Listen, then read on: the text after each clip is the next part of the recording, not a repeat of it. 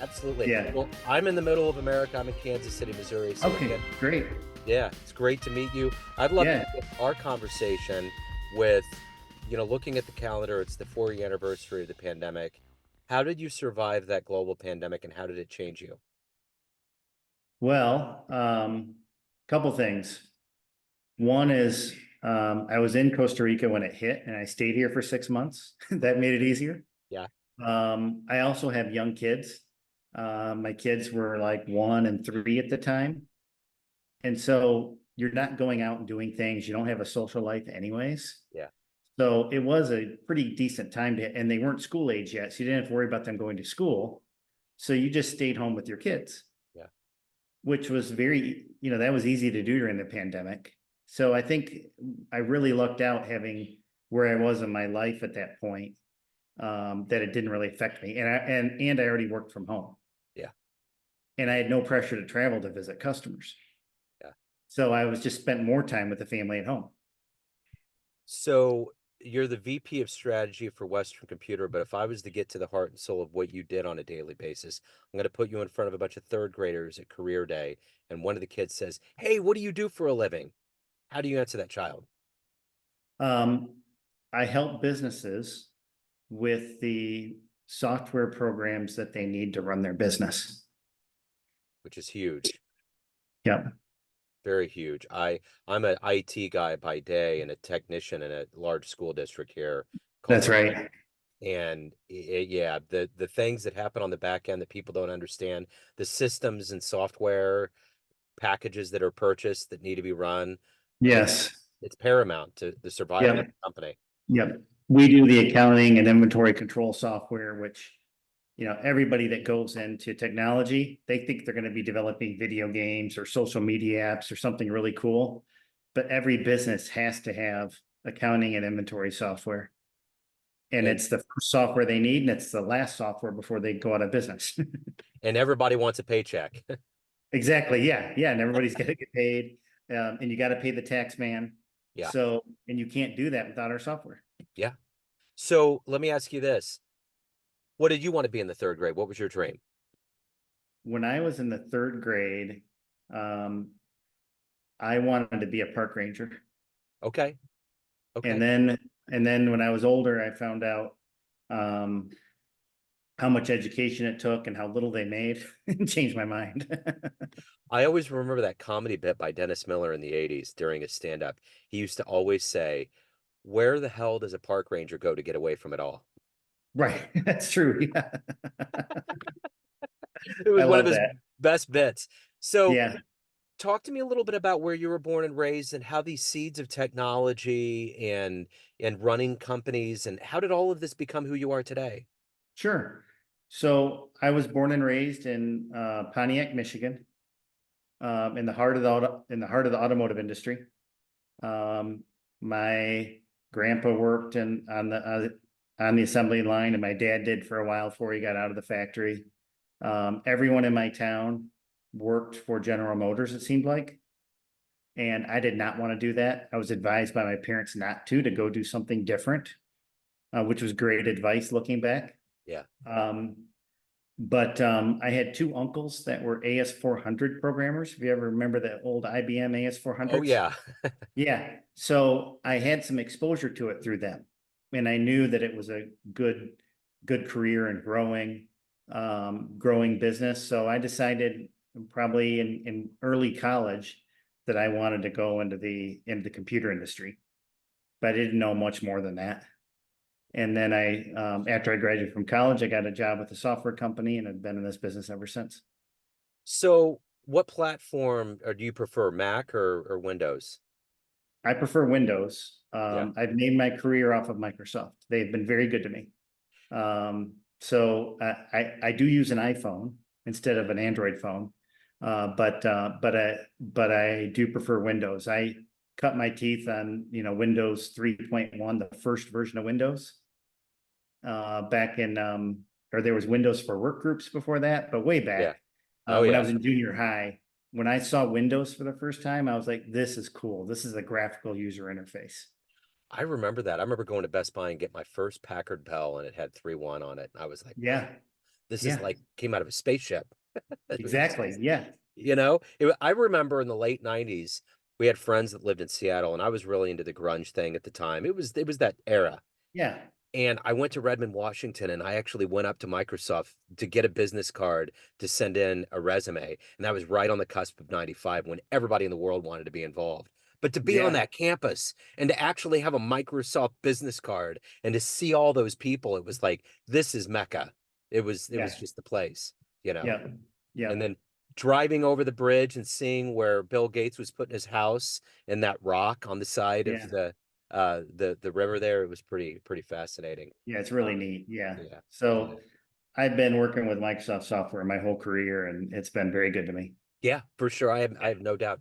So let me ask you this. Who's been a hero for you in your life, an inspiration? Oh, there's been a few. From a sports perspective, I'm a huge Barry Sanders fan. Oh, he's so good, man. Yeah, because I grew up when he was in his prime, Yeah. and we lived a few miles away from the Pontiac Silverdome, Wow. and used to go to the games all the time. I've run into him a few times, got to meet him. He's probably my sports hero. Um, from a business perspective, it used to be Bill Gates. I'm not as high on him as I used to be, with some of the things that have happened.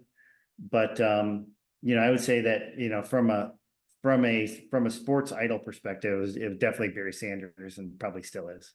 Did you see the movie they made on him?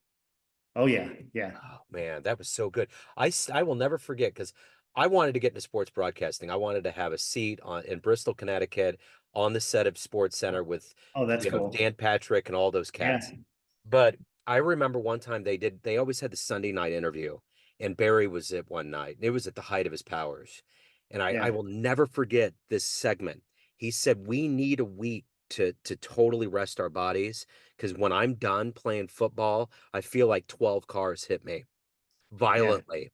And he would talk about the bruising and how hard it would be for him to heal and how he would just be okay for next Sunday. But I always remember that. But seeing that special, like he was at that game this year when the Lions were so close. And I just yeah. He don't was. like the 49ers. Obviously, I'm in Kansas City and I Yeah, never exactly. really, Yeah, and we ended up beating them. But I would have loved to have seen Detroit come. And as a Kansas Cityan, I would have been all for Detroit beating us. yeah, 100%. yeah, yeah. I think the whole country was rooting for Detroit. That was really sad they didn't quite make it. Yeah. But yeah, what happened back then is the AstroTurf in the Silverdome, which is Yes. thin turf laid over concrete. There was no padding. It's Yeah, it's wild. Yeah. And that on your body all the time. Are you yeah, kidding? Oh yeah, man. yeah, Yeah. yeah. No way. No way. So let me ask you this. Current day, if you could meet anybody alive on the planet, who would it be? Who would you love to meet? Oh, that's a great question. Um, if I could meet anyone on the planet, I would love to meet Elon Musk. He's number one. Yeah. I mean, just because I just read the book, and, some of the things he does, I don't agree with, but I see that he's got that weird neurological behavior and those ticks. I would just love to see in person how he just observe him in person. Yeah. More than anything else. If Elon had some kind of like hidden camera kind of style thing where you could just like watch his life, he would make so much money off of just that. Oh, There'd be yeah. so many people that would watch. Yeah. Yeah. Can you imagine? Yeah. Man alive. Like the Eagle's Yeah. nest where the Eagles hatch and just that kind of Right. a thing. It would be amazing. So Yeah. every day you wake up, what's your motivation to do what you do, to do the work you do, to help your clients and to grow as a human? That's a great question. It used to be more about what can I achieve and what skills can I get, and how can I learn more than everybody else and be the expert and everything. And now it's transitioned to how do I enable the people on my team to succeed? So now when I see someone that I mentored or trained a little bit or helped them learn our business, and I see them be successful, and I get to share in that success, that's what motivates me now. So you clearly have to give good advice to your team. What's the best advice you've ever gotten? the best advice I've ever gotten, it it's probably that at some point in your career, your soft skills outweigh your technical skills. And to realize when you should hit that inflection point and start focusing more on those. Well said. That's so true. So true. Because I always think about being in technology for as long as I've been. It's interesting because back in the 90s when I was learning this, I really got into technology because these companies didn't want to pay to have extra people and they would just have you learn it. That was Right. certification on the job. Yes. Yeah. You know what I'm Do you saying? remember the old Saturday Night Live skits with the IT guy where he would stand behind people and say, move Yeah. and move, Uh-huh. so he can start doing it himself? Yeah. So, he obviously never hit that inflection point to work on his soft skills. Yeah, exactly. I see that on people I work with. I see people with great technical skills that can't work with clients. And they see someone with mediocre technical skills, but they're good at hand holding, and everyone wants to work with them. See, I'm a Libra, so I try to find that line. And since I have to deal with teachers, my whole thing, and most of it is the most of the population is female, is that they just need to feel comfortable with that something's going to get taken care of. Period. That's it. Right. So whatever you do, and I'm always, the thing that has always got me, I had a very efficient IT director when I got here that I was always blown away because I came from corporate, how long it would take IT to respond to something. I'm as responsive as I can be, even if it's to check in to say, hey, look, we're figuring it out. We're going to Yeah. be there. I've Yeah. never understood that in technology because I mean, there's an issue. They need it taken care of, Right. and it's that's so it's interesting you bring up that interplay between technical and soft skill. Yeah. It's very important. And also the trusting that something's going to get done. Because Yes, if you have a large project with, let's say you have 1,000 tasks and there's two or three that don't get done, and there's an executive, coming into a project status meeting and looking at that, he's going to assume that, or he or she is going to assume that if there's two or three that aren't done, there's probably a bunch more that aren't done that just aren't being tracked. right. Yeah. And, I learned a real important lesson in college there. I had a summer job painting houses, and we missed a spot on a window down at eye level. And the homeowner came up and he's like, you missed a spot there. He goes, but I'm not going to pay you right now because even if you take care of that, because I can't climb a ladder up to the windows at the top of the house. And I assumed you missed spots up there as well. Oh, wow. And that was a lesson for me. Now, that Yeah. was kind of hardcore, Yeah. but it was a lesson for me of, hey, that's the way people think. A Yeah. lot of people. Yeah. Yeah. Well, it's interesting in technology because it's almost like there's a level of us that's like a doctor. When you come Right. in, there's this like almost God complex. Everybody's so excited and elated. There's a skill set that you have and you're saving their day. But if you don't respond or something goes south, it's love or hate. It's like a late Yeah. night talk show host. You either love him or you hate him. Right. So Yeah. it's The, interesting. the other thing I've learned is important to be approachable. Yeah. And obviously both those guys, Michigan and Kansas City, Midwest guys, we're probably better at that than a lot of people. But being approachable is important because if you hide behind acronyms and tech talk, then you're never gonna get anything done. No. So you have to kind of over explain things without being insulting. And there's a balance there too. Yeah, there certainly is. So, of all of these things that you've done and achieved in your life, what are you the proudest of? I mean, I have to say I'm proudest of my family. Yeah, And having, I've got my sons are 4 and 6 now, and having sons that are, successfully growing up and adapting to school and able to travel, across different cultures and being raised in two cultures. I'm very proud of them for that. What do you like the best about living in Costa Rica? Well, the weather Yeah, is very good. That's compared to Michigan, where it's either super hot or super yeah, cold. that's right. Right. So definitely the weather is great, but a slower pace of life Yeah, is a great change for someone used to the hustle and bustle of Detroit, Michigan, for example. yeah, Um, and the biggest thing, though, I have to say, is the lack of consumerism. Yeah. You're not constantly looking for the next thing to buy. Things are expensive here and harder to find. There's no e-commerce. There's no Amazon dropping off on your doorstep the next day.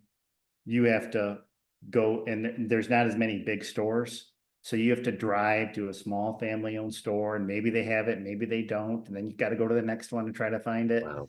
And that makes it harder to buy things, which is I think is great. Yeah. Yeah, that is. That lifestyle just sounds appealing. Um, so everyone has a perception of you, family, friends, clients, colleagues, but you run the show. What's your perception of you? Who do you think you are? Um, I mean, I would say that I'm a hardworking, um, grounded family man, that values the relationships of those that he works with. That's what I would say about myself. So, Greg, if anyone wants to learn more about you, reach out, anything about your world and business, where do they go? The best thing to maybe connect with me on LinkedIn. Just look for Greg Williams at Western Computer on LinkedIn if you want to connect with me personally. If you want to learn more about our company, just go to our website, westerncomputer.com. We have tons of videos out there talking about what we do and how we work, and you can ask for more information there. Excellent. Greg, this has been wonderful. Thank you so much for Thank having you, an open Joe. talk about it and semi love to Costa Rica, man. All right, thank you. Bye bye.